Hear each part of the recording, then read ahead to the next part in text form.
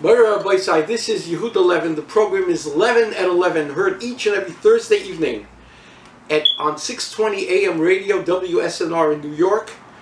And we're happy to say now that you can also see the archive program on video each and every week by going to YouTube, Rabbi Levin, and you'll see the video that we want you to be able to see and hear. As it says, when your eyes see something, the Chazal say. When you hear something, it's one thing. When you see it, it's three-dimensional, and that's even more. So that's something new. Please spread the word, because now, like we're now in the league of Sean Hannity and Rush Limbaugh and all the other tzaddikim and chassidim, that they have podcasts. You can hear and see. You can hear them and see them anytime. And Baruch Hashem, you have the same thing. We're particularly pleased with this new development because of the fact that that we want to appeal to B'nai Torah, not only throughout the United States, but in Eretz Yisrael. In the previous years, we had a significant listenership of B'nai Torah.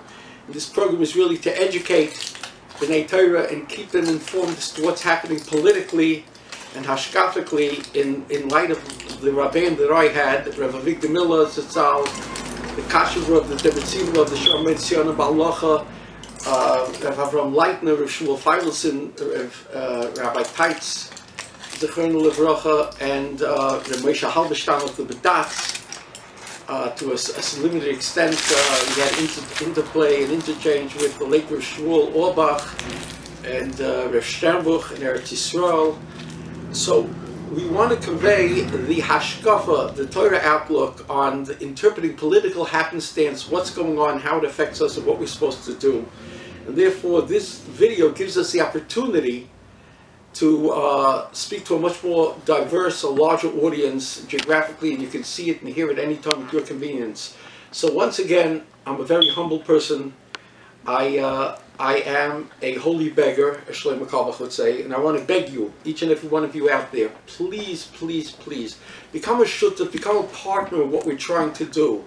All you have to do to become a partner in this Kiddush Hashem, and the avodah that I've been doing now for 4 decades, this is the 40th year that I'm doing this, under the inspiration for the first over 20 years of my Rebbe and mentor, Rav Avigdor Miller Zatzal, who gave me tremendous shimish. I'm asking you to join with me in this unique experience of Rabbatzas HaTorah v'HaHashkafa in these inyanim, by letting your friends, neighbors, people, your relatives, letting people know that Yehuda Levin is back on the radio. He's back on the video, so that people can hear this and share this. Because as I wrote in my article, which appeared in the Jewish Press last week, an open letter to Simcha Eichenstein, the late Cy Sims, who had the Sims stores, said an educated consumer is our best customer, and I want to adopt that particular credo. An educated Torah, Ben Torah, educated in what's going on in political occurrences and how it impacts on the family and what our chiyuvim are, is our best ruchnistic customer. And together we can start to take back a lot of the lost ground that we have ceded, that we have surrendered to political forces from without the community, outside the community, the liberals, whether they're Jewish liberals or Gentile liberals. But much more important, we have, to a certain extent, a fifth column, if you will. That means a Trojan horse. That means people from our own community who, seicheldik or unseicheldik, are aiding and abetting our enemies and introducing foreign cultures and foreign values into the very political, religio-political bloodstream for which we exist. And it's come time to sing Dayenu, not only on Pesach, but all year round, to say enough is enough, and we've got to get back to basics. So this present program is going to consist of 2 or 3 parts. Briefly, we're going to talk about one piece of legislation, and we're going to present that's now passed the Assembly in New York State, and has to do with fertility, which ostensibly is something very good. It's a priority that Agudas Yisrael is very proud of, and others who have advocated, because unfortunately we have a situation which is really a situation throughout the world, and especially in our country, that people today are less fertile, and they're having more problems bearing children than they did in decades ago. And therefore it's a very expensive thing, and we need help in this area. So on the one hand, we're very grateful to the government, but as we will discuss, time allowing, there is a poison pill in this legislation. That's a minor part of today's program. A second part of the program, which will actually occur towards the end of the program, will be some divrei Torah that I was zeicha to say and to be machadish this past Shavuos. Now, as you know, right now this is being taped. This is in the middle of the 6 days that follow Shavuos, in which we bring the Korban Chagiga, and therefore, hashkafically, we're still very, very much attached to the Shavuos holiday, because people only had an opportunity to bring the Korban, the Chagiga, or whatever, one day. And what about all those people who couldn't do it on Shavuos? So there's another 6 days afterwards. For the entire week, people would stay in Yerushalayim and they would do it. So we still feel the aftershocks, the spiritual aftershocks of Shavuos. And I'd like to have the opportunity to share with you some divrei Torah having to do with women, Kabbalah Torah, Shavuos, etc., time allowing. But the most important aspect of the program this week is something that I started to talk about a little earlier, just a few moments ago, when I explained that we are being attacked from without, but we're also being attacked from within. We have Trojan horses, meaning that the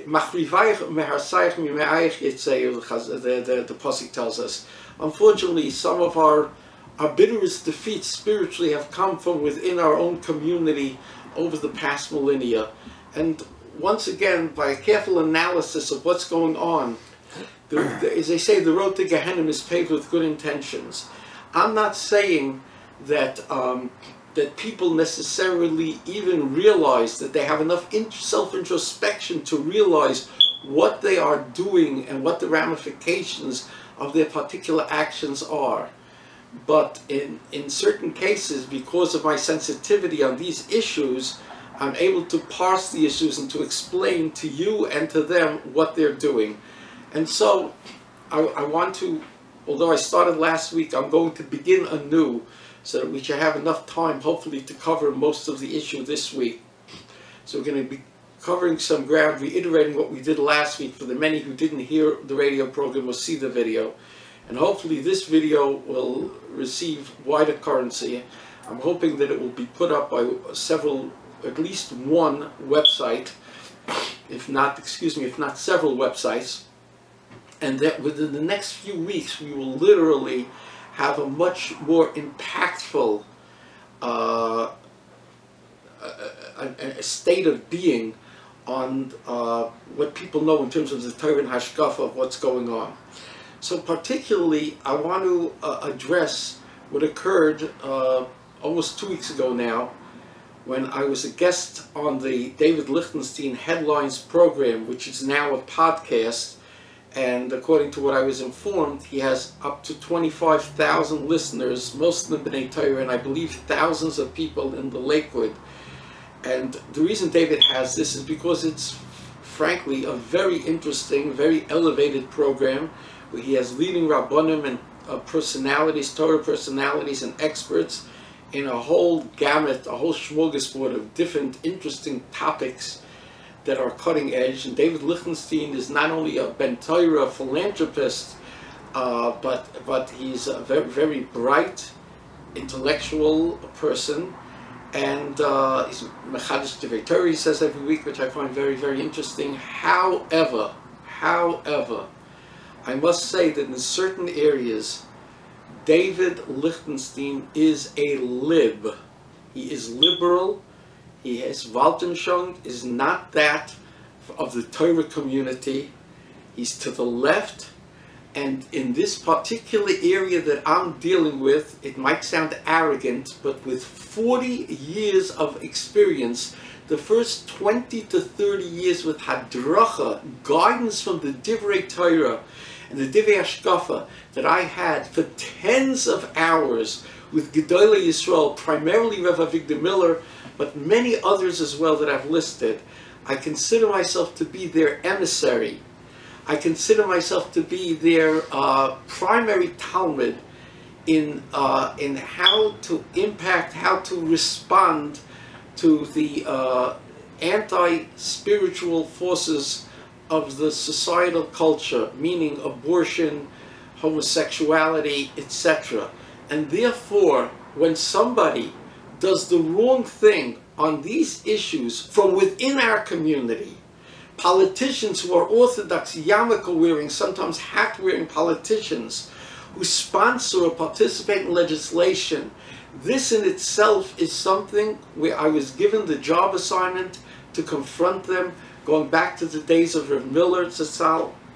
And many times in the past, I confronted and spoke about Orthodox Jewish politicians, whether it was on a rare occasion Noach Deer, a little more often Dov Heikind, Joseph Lieberman, the national disgrace up and down the line, that writes books about Shabbos and all kinds of things published by the OU and featured in their magazines, and Mual supports homosexuals in the military, homosexual marriage, and Allah Schwarz, Yor, Mamish Achil Hashemayim V'Neira, and many others. I've been doing this for years.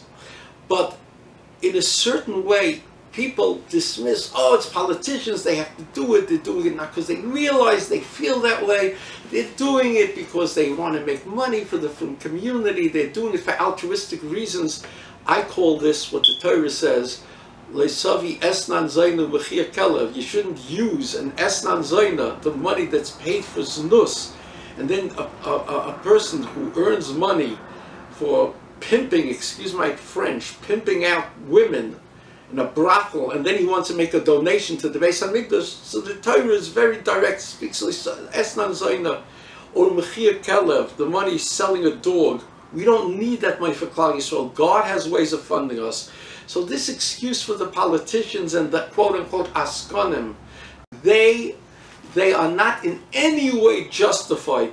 Guilt is not a justification for anything. It's an anchor that weighs us down, that takes away our siyata d'shmaya, that increases molestation and increases attacks on bris milah. All of this can be traced to our capitulation for money in our attack on Midas HaYesod. But it's far worse than that, my dear friend Reb David Lichtenstein. Now, I'm not being facetious. I know David Lichtenstein for literally a half a century. I know him. He's a few years younger than me from before his bar mitzvah, when we summered in the mountains in the summer of the moonshot, and maybe even the year before. It was 68, 69, 70, around then. So I know him for a very, very long time. And I'm not a close friend of his, but he's a friend, acquaintance of my family, and I know him, I like him, but I refuse to countenance, I refuse to allow him to introduce a poison pill, to introduce fake, deceptive news. Like what Trump speaks about fake news in the secular world, what David Lichtenstein did, most particularly with me on his Headlines program, was absolutely like the fake news that Trump speaks about, but fake news in a hashkafic way.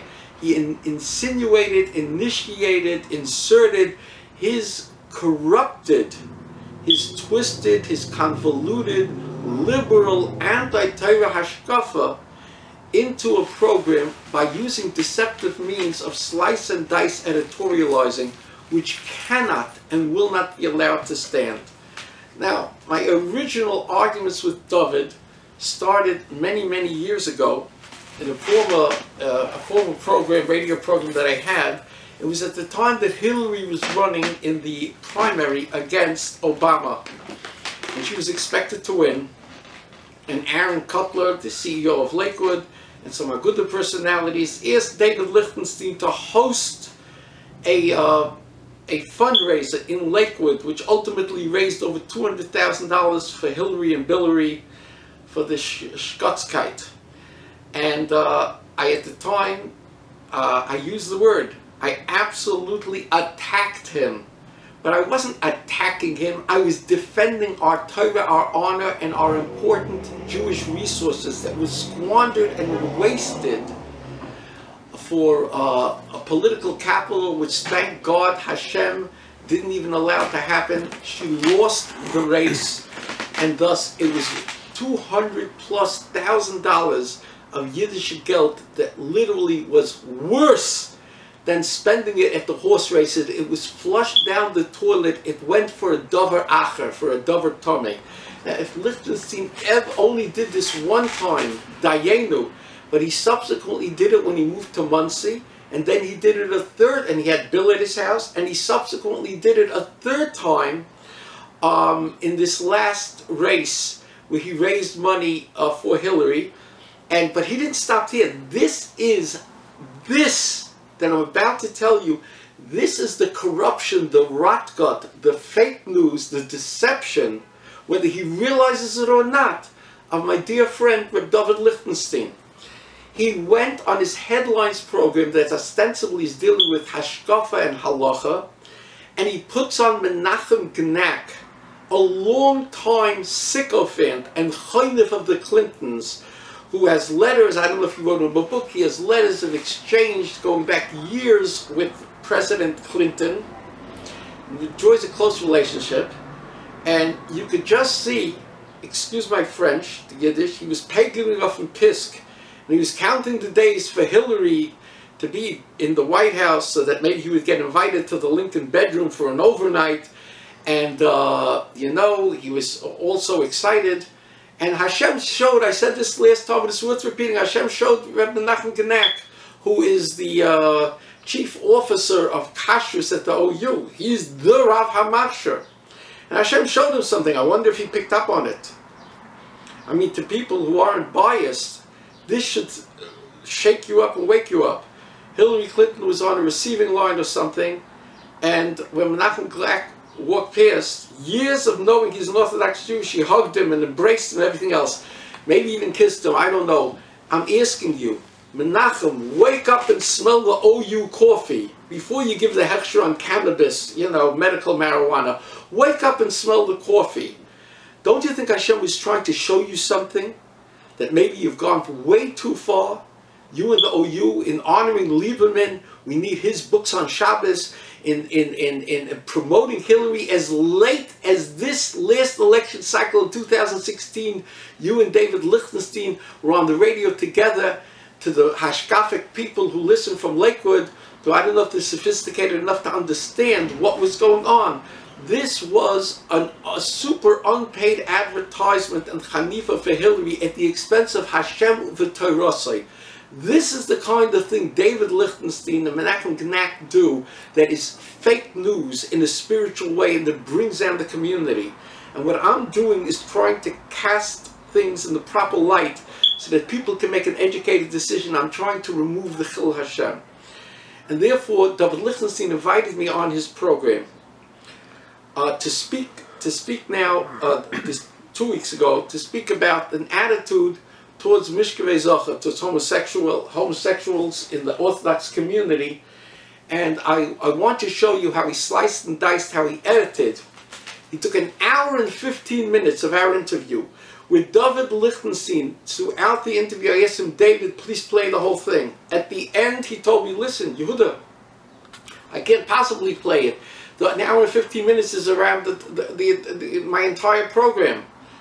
And he said, but what I will do is, I will play this, I will make a link to my program that whoever wants, in the headlines, wants to hear the whole unabridged, unadulterated, unexpunged, unsliced and diced, original taping, will be able to hear it. He made this commitment.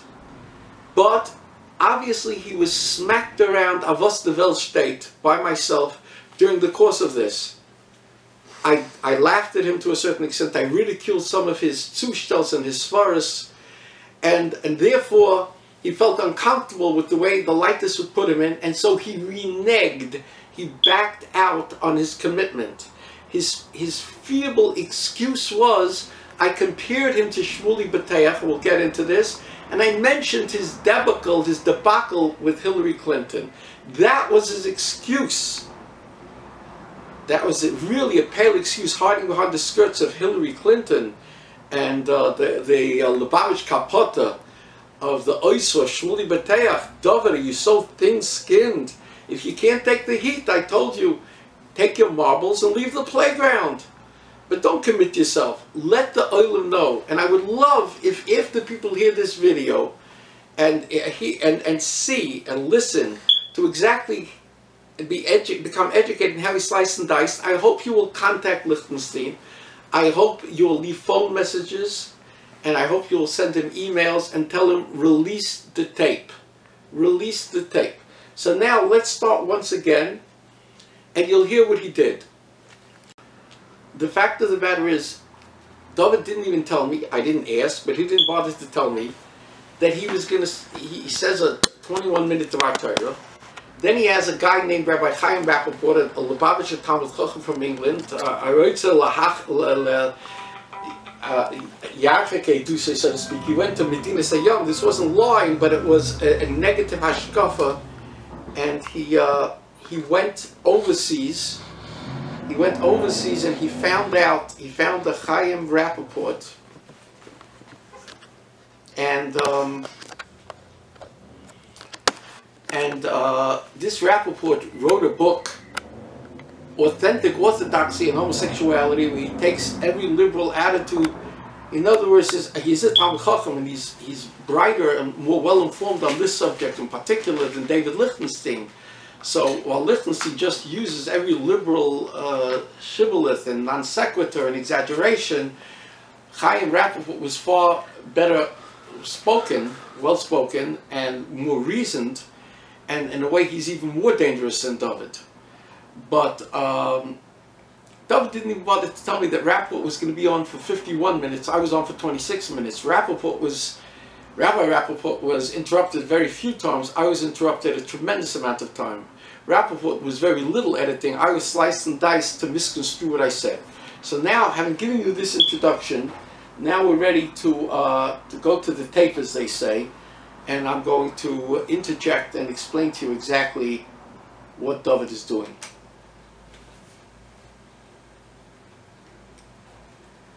Rabbi Levin from New York City, and I've known him for many years. Rabbi Yehuda has been one of the strongest advocates against gay rights, etc.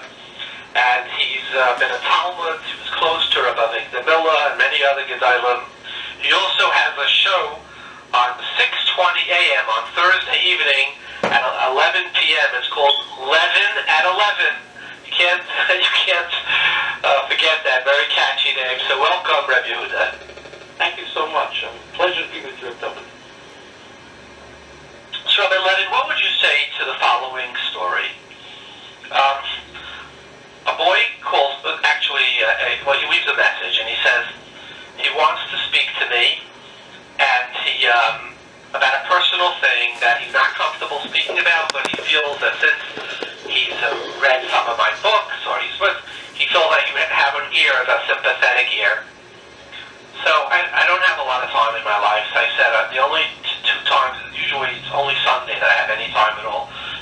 So I made up an appointment. He came over and he said, let's take a walk. So I walked with him. He said he came back from a big yeshiva in Eretz Yisrael a little while ago, and he has zero attraction to the opposite gender.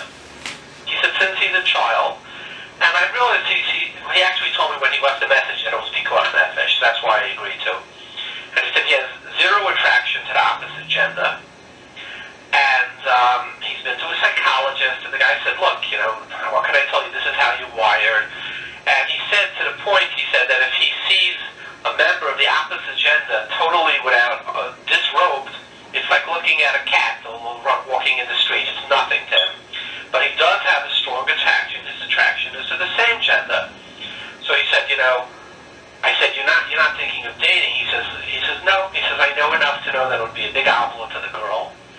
But he says, I'm marooned to a life of just loneliness and celibacy.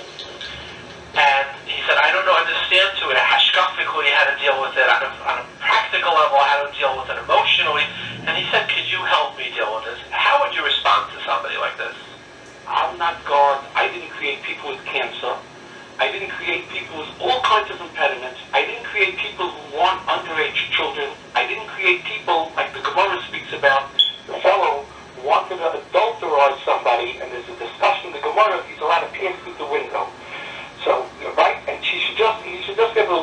lady, because the doctors say it's not, he's going to get sick, he's going to die, whatever it is.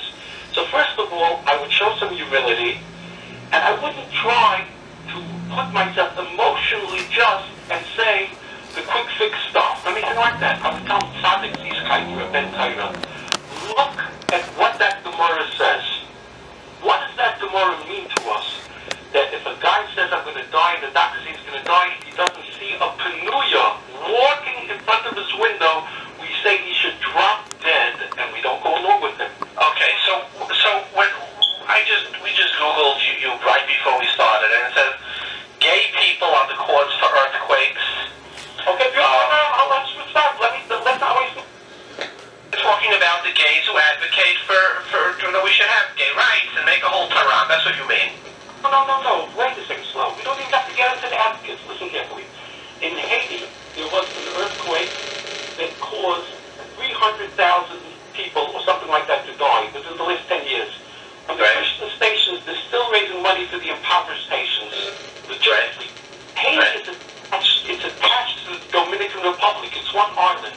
Correct. Fascinating statistics that the United Nations published, that for several hundreds of years, natural disasters to Haiti were tenfold as severe than to the Dominican Republic, which is in the same island mass. It's what you look at super. Elamite, some Catholic group, came up on the internet. I found the site, and they said, you know the difference? The difference is that the United Nations tells us that in our hemisphere, maybe in the world, the biggest per capita incidence of homosexual practice is in Haiti, not the Dominican Republic. That's much less. And guess what? We see a kiyum of the 6th payers of the Yerushalmi Brachas that says, I think on the pasuk, maybe I'm misquoting the pasuk, at Tiret Ha'aretz Vatigash, the Gemara gives several reasons the Yerushalmi for earthquakes, and it says like this. Let me share the Lashon with you. After disaster et ha'eva b'mokim shaloi shelcha, ani azazeya et ha'aretz. I don't waste consecutive translation. Everybody should understand. You have shaken your male member in a place it doesn't belong. I will shake the world. Now ask me your question again about that headline, please. Answer the so. Now I want to do my first editorial comment. What you're going to see now, I just told a person who comes from a very Torah-dik mishpacha, who spent far more time learning, and he'll tell us later in the tape he knows many Gemaras, etc. A person who's been doing for years tremendous research. He uses other people partially to do his research on Ma'amar Kaimas. But he's a starker ben Torah, much more so than I, much more knowledgeable. What is the aleph phase in Hashkafa now? When somebody tells you a Maimer Chazal that says this is a cause and effect of that. So what does that mean? Does that mean that every time we see an occurrence referred to by the Chazal, it automatically means that that is the sole reason that that occurrence happens? No, because Hashem multitasks. So there could be a cumulative reason. Hashem could do something, an earthquake, because of A, B, C, D, E, F, and G. It could be a whole accumulation of reasons. But to discount and make a vek and giggle, smirk, and laugh and say, well, I could say all kinds of Gemaras for all kinds of reasons that things happen, and to exaggerate, what is this deceptive, fake news, spiritually fake news person doing? He is a lates. A lates does not mean necessarily Jackie Mason or Rodney Dangerfield, a comedian. A lates is somebody who takes a serious issue of Torah and Hashkafa and he makes light of it. He makes it seem like frippery, like foolishness in the eyes of the people. We hereby convey to David Lichtenstein the Lates of the Year award. Much worse than Dov Hikind or other politicians who are not such B'nai Torah, who do things and ostensibly they have a reason. They want to get money, they want to ingratiate themselves with the politicians for their career. David doesn't need the money, he doesn't need to ingratiate himself to anyone. It's pure liberal, anti-Torah garbage, I say it advisedly, it's me'ashpa, it's garbage, that he is using his corruption, and he's sharing his corruption with you, and you, the listener, the Lakewood B'nai Torah, who listen to his program and speak to him with such derech eretz when they play over, he plays over sometimes some of the phone calls. Mr. Rabbi Lichtenstein, Reb David, maybe this, maybe that. Stop talking to him with derech eretz. This guy is trampling on Torah values and Hashkafa. What do you mean when there's a Maimah Chazal, you just dismiss it so much? It doesn't mean it's the absolute reason, but it's not something to be reckoned with. Listen to the way David Lichtenstein responds, ladies and gentlemen. What you're suggesting is that when bad things happen in the world, right, we should go around and look for Gemaras that explain it. Is that fair to say? So for example, Rabbi Levin, when you have an accident, Rabbi Huda, if you have an Erlicha person who had an accident and something terrible happened to him, I'll tell you 6 Gemaras that explain why bad things happen to people. I can start rattling one. So you say, this person, he looks like a very Erlicha person, but we'll find in the Gemara reasons that maybe terrible things are happening in his family that we don't know, and that's why these bad things happen. So if you advocate that, that's fine. I just want to know if you do it consistently across the board in the Fruma community as well. I personally don't think that we rise to the level of... Do you hear how he asked the question, and then he says, I personally don't think.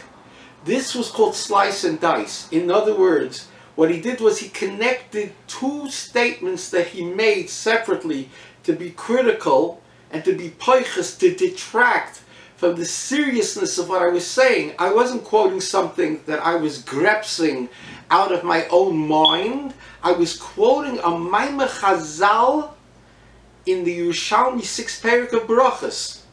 So now he's saying what I personally don't. Who gives a darn, David, with you personally? That's your liberal corruption. But what he did was, in between, I answered him. And I want to tell you some of the stuff that he cut out. I have a nephew who, 2 weeks ago, we commemorated the Shloshim of Yisrael Levin's Ptira in a car accident. And what Lichtenstein said, you heard part of it, but what he said before that, I can't accuse him 1,000%, but it's very coincidental that he uses the example of a terrible tragedy happening in a car accident of all. He says, so you're going to try to find attributions to this in the Chazal. So I went with the flow and I said to him, but of course he didn't put this on because it wasn't interesting radio, because it would make him look like a fool. I said, David, happens to be that there was a tremendous tragedy of a chassan and kala that passed away in a tragic car accident, and it was my nephew. And it's Yisrael Levin and his kala Elisheva Kaplan, Aleichem Hashalom. And it happens to be that Yisrael had a brother who passed away in a tragedy 2 years before. And it happens to be that he spoke at a shloshim at Ikamnetz Yeshiva. And at the shloshim he quoted the famous Rambam, that if something tragic happens that affects Klal Yisrael, and obviously this would, even if it only affects a unit in Klal Yisrael, a family, an individual, and the person just says it's a mikra, it's happenstance, and doesn't look for a reason to try to parse, to try to perceive what the reason that Hashem is doing this is, for what reasons he's doing this, this is an avzar. So I jujitsu'd, I flipped around what he said in the Cavalier fashion about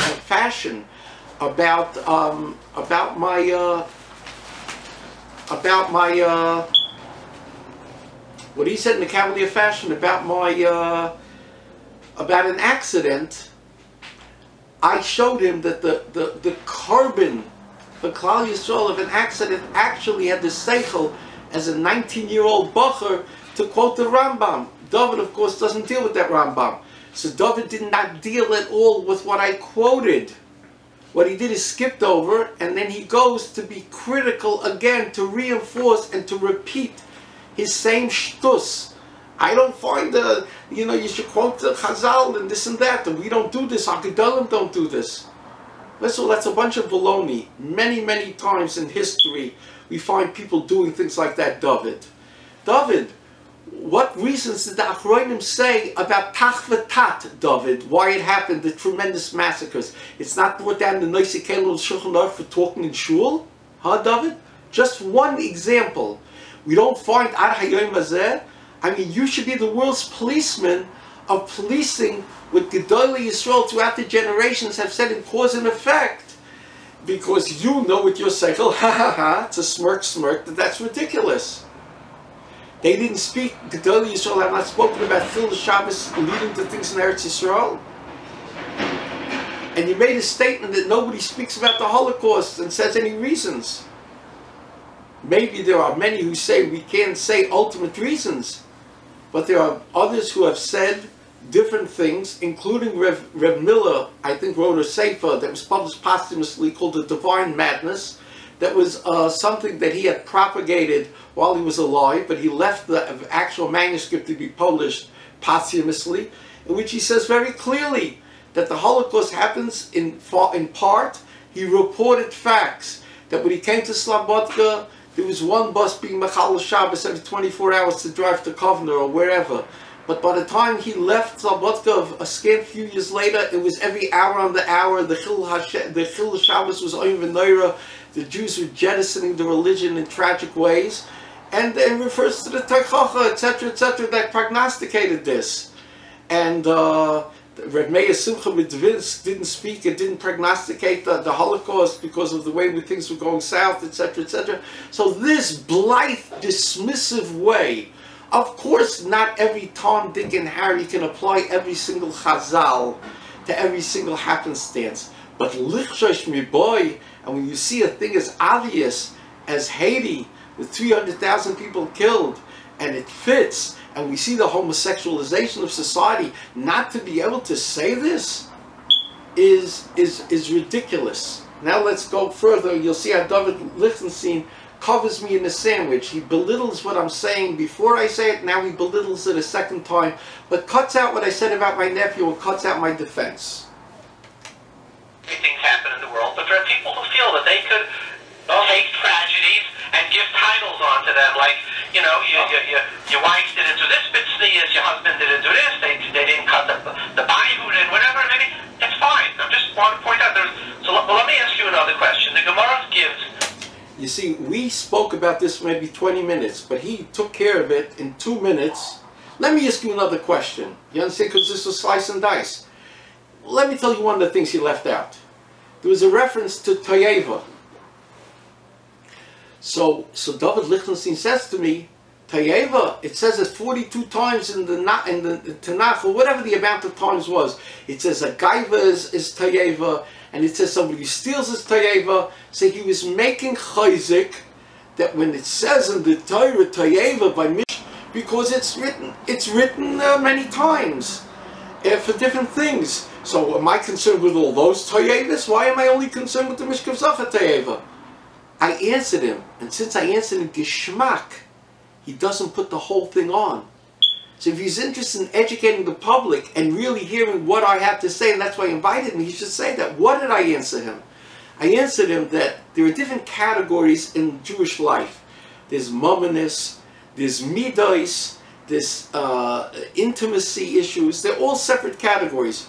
In each of these categories, there's something that rises to the ultimate or penultimate level that it's so bad it's labeled by the Torah, meaning by HaKadosh Baruch Hu, as Toyeva. As Toyeva.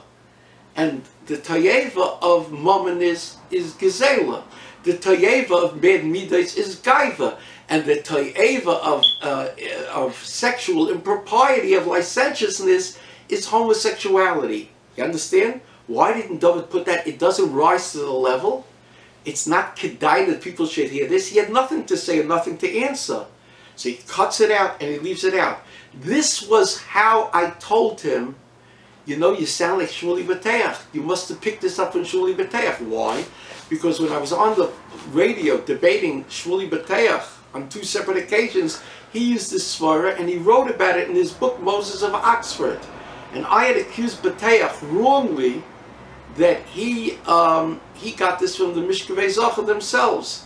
And he proved me wrong because he had it in his book, Moses of Oxford. What he did was, He probably used a computer program to find out every time it says Tayeva in the Torah, and therefore he was belittling, Tayeva, what's over? Tayeva means Tayeba, he made a mistake, and it says about everything, so how come you're just a basher of Mishkav Zohar? That's all you're concerned with. You're not concerned with the other things.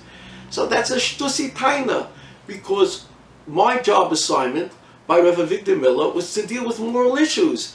I'm not the world's policeman on Gezela or on Midas Roy's Gaiva. So I'm talking about the thing that I was licensed, empowered, authorized, and directed to deal with, David. But you don't put any of that in because you're intellectually dishonest and you're afraid of how it sounds. Let's go further. I want to respond to your other point first. You see, I wanted to argue it out with him. You'll listen carefully. You'll hear 20 times he's talking over me. And when I say, let me say, I want to respond to another point. And then, of course, he never lets me say what I want to say. Not in his taping with me, and certainly not in the excised version, the circumcised version that he plays for you, the sanitized version that he should look as good as possible. And not allow what I have to say on my hashkafa of 40 years by Rabbeim and Gedolei Yisrael to come through, so he does a hatchet job, a slice and dice. Let's go. There's different reasons why bad things happen. Like, for example, because you didn't get up for Kriya Shema on time. Do you ever wonder that maybe you did it because you didn't get up for Kriya Shema by time? Or the Gemara says because Dayanim passed bad deed. You have one Gemara. I'll rattle off 10 Gemaras. I know a lot of Gemaras. Why Churban Balaylam. So, you hear the laugh and the smirk? This is something to live. The Gemara says about that. What is that laughter about? David, wake up. You're going too much rarefied atmosphere with the libs. What's the matter with you? You make the chayzik when the Gemara says this is something to giggle about and laugh about? Shame on you. Shame on you. Pay attention. Have you maybe thought of the other options before you decided that it's the Gemara of Mishkevei Zachar by Amalek? But yeah, I'll tell you what the problem is, okay? I think... You hear, he asks the question, and then all of a sudden he says, but I'll tell you what the problem is. After he asked that question, I answered him, okay? Let me tell you what I told him. Why does he quote to you Amalek? In our interview until now, the parts that he played, I didn't say Amalek. Let me tell you why he quoted Amalek. Because I explained to him that the Mishkav Zohar issue that I'm quote-unquote concentrating on, because I was given this job assignment by various Gedolei Yisrael who were concerned, is because Amalek is unique. Amalek, Rashis Goyim Amalek, Rashi says in Bereshis, they're the first level 1 antithesis. They're antithetical to Torah and spirituality. And in Kiseitse, it's described as Shekorcha Baderech, they happened upon you, and Rashi says, Loshen Mikra Keri Mishkav Zohar, that Amalek's bottom line is that they got the Jews to come out of the cloud of glory that protected them. Once they got them outside, they homosexually raped them, and then they cut off their milas and they hurled it at God and said, God, you want Kedushas HaMilah here? And they mocked God.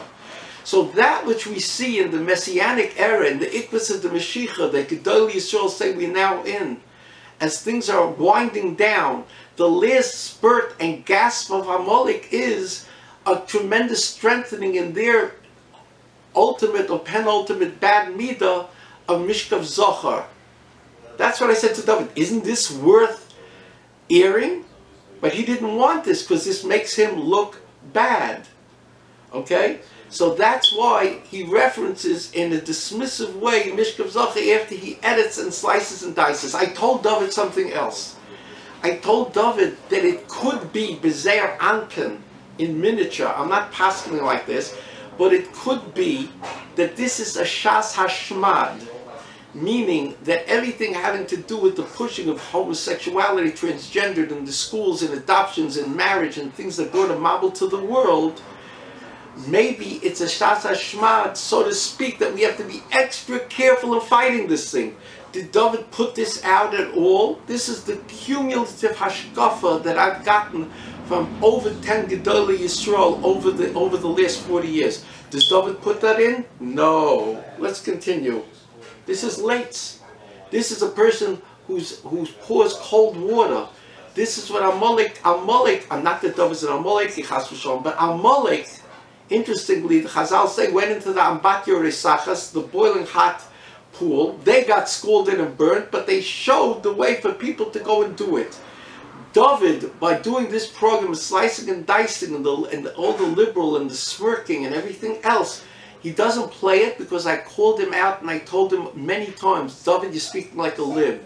David, where do you get this hashkafa? I told him, David, you're using exaggerations, non sequiturs, and all kinds of shtusim, but if you were in an Oxford debate with me where they just debate on the content and the issues, you would lose terribly, even though you're a much bigger Talmud Chacham than me. These things he didn't play over. Somebody who takes a stand against gay advocacy, against, transgender, I say that people certainly have a right to take such positions. You hear? People have a right to take a position. You see, this is part of his corruption in terminology.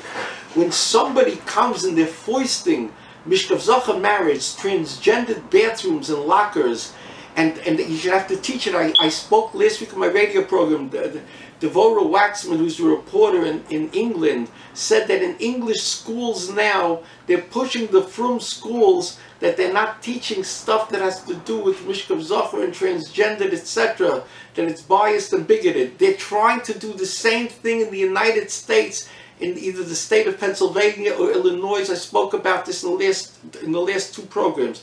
So David comes along and you have a right. Thank you, giving us license, David. Tell me, we need your license to know you have a right? Maybe the word David is you have an obligation to fight against the immorality. As Rav Lezer Shach said when I pushed Noach Deer to fight in the city council against immorality, and he didn't want to fight against it. And he ran to Rav Yaakov Kamenetsky through Nosson Sherman, and he was told you got to fight it. So he ran to Rav Shach with the rabbi of Rechovis, Rabbi Simcha Kohen Cook, and Rav Shach said you have to fight it. Rav Shach should have listened to David Lichtenstein. Rav Shach should have said you have the right to fight it. Thank you, noblesse oblige, for giving us the courtesy of allowing us to fight it.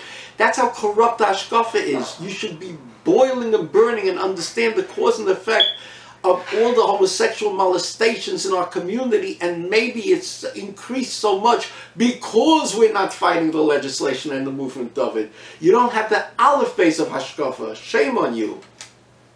There's people who are more liberal, left, etc. But what I just raised my eyebrows is when somebody says when something bad happened is I'll find the Gemara why that happened. And like that you said happened in Haiti, and there are other quotes from you online too.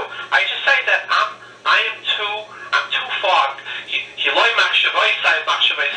to really understand. Because you have one Gemara, I'll give you 4 other Gemaras why other things happen. And I don't think that I have the arrogance to say why they're by the show. I don't know why the Holocaust happened, and I don't know why people die of cancer, and I don't know why do you have children that are born autistic, and do I have a whole bunch of Gemaras that I could roll out? Yes. And I don't think not me, and I don't think any gadol in the world, it was never accepted by Unzur Gedolim to say, why did the Holocaust happen? So-and-so did this. What? I don't think we have the ability to do that. I mean, if you do it, I'm just remarking on it, or I'm not even criticizing it. I'm saying it's an unusual kayach. Let me move to...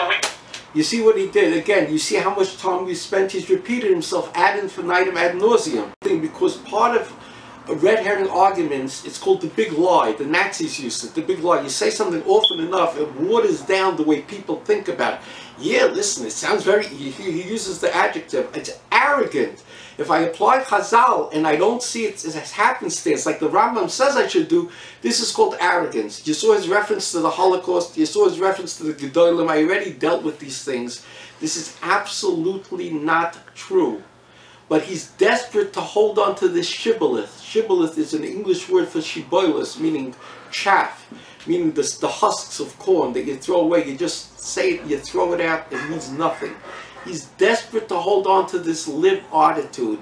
That, you know why? Because if David would acknowledge that there's an absolute connection and a cause and effect between Mishkav Zocha, misbehavior, and Amalek, and maybe Mabel La'olam, and earthquakes, etc., he would have to take this far more seriously, and he wouldn't be able to have this kumbaya, love, and turn the other cheek, no matter what the evil that's being done. Now let's continue. For example, one of the things you say is that they should use chemical purifiers with chemicals. That's when it lights up when you do it. Can you give us a little bit of color on that? I'll explain it to you. Very good. The word that you're searching for, which I didn't use, they used it. They educated me. It's called chemical castration. Let me explain it to you.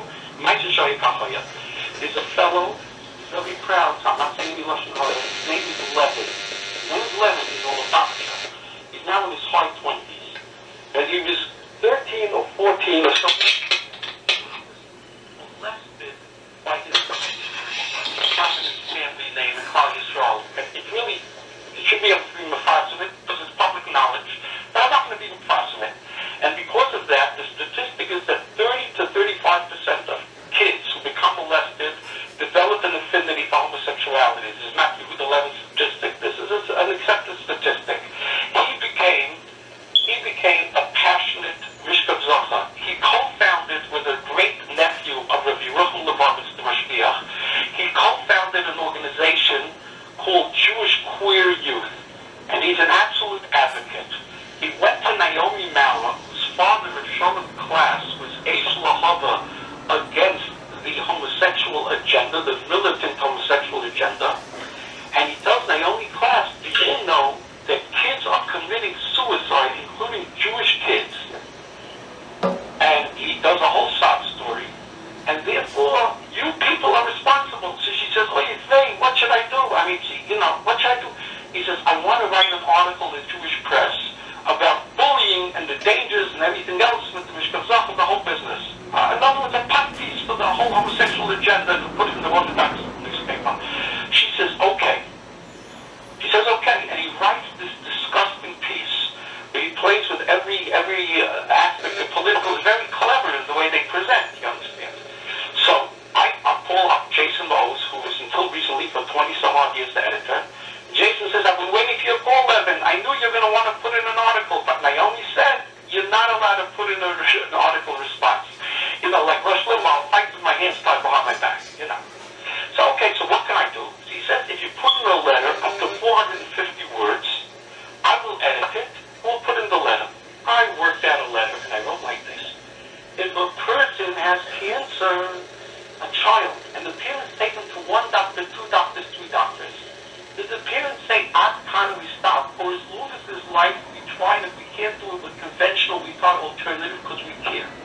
I said, listen here, Mr. Levin, you wrote an article, and I quoted the Gemara that I told you about looking into the window. You see, I start the Chazal, but he took that out, Jason Mose, because he's not a Talmud Chacham, and he doesn't understand the ramifications. But I wrote this and he put it in. I said, listen here, if in Sweden, it's a very liberal country, they have a child molester in prison. He has 10-year sentence. Now it comes time to take him out. And we know the recidivism rate on child molestation is stratospheric because the type is there, k'mat la'olam. Vos tutman, society has a problem. You know what they do in liberal Sweden, I wrote? In liberal Sweden, they say like this. You can take the equivalent of what used to be called in the 50s saltpeter that diminishes the libido and the ability to fornicate. And if you do that every week or whatever it is, and you check in with the parole officer, you can free to go. If you refuse, you got to stay in prison because we got to protect society. So I said, Hetzachayim, you make it double. Now I'm turning on double Lichtenstein. What do you want from Steve Ashkenazi? The woman is like a rock. I'll tell you what I want. God gave you this Nisayon. I don't know why he gave it to you. I said publicly on radio on Alan Cole's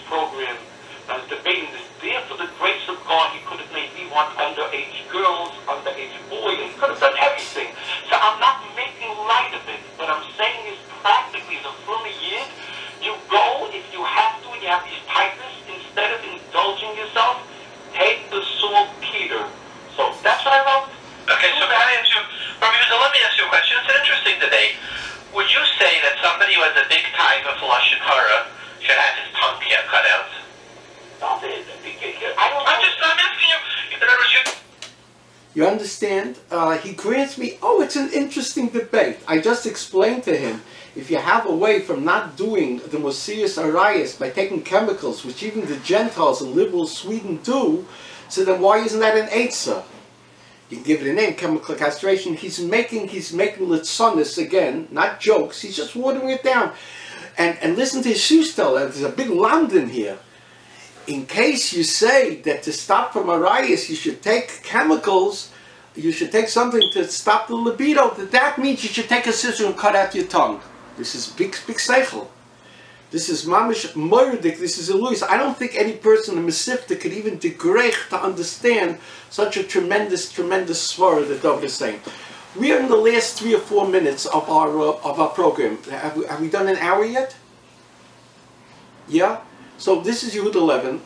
We are going to conclude now. I just want to say in the last remaining moment that there's a piece of legislation that passed the Assembly that would give funding for people who need fertility treatments. The only problem is that the way it's written, it would apply for homosexuals and lesbians and alle Schwarzjahr. So it's an interesting conundrum. We have to know if by agitating for these programs, we're also going to increase the amount of arayistic people, fornicators, people out of wedlock, etc., etc., who are going to have children. I'm not saying one way or the other, but we have to understand that even the things that are good are being used in a terrible way. As far as the Dvar Torah and Shavuos, we're going to have to take it next week. Until then, please, this is Yehuda Levin. Pass on the word. Please let other people know about this program, and let them know about the video where you can hear it any time. And let David Lichtenstein know, no fake news, no slice and dice. If you have on a guest, put him on and let the tape play. If you can't play the whole thing, make it an attachment to the program that whoever wants can hear it. Until next week at this time, a guten Tamid.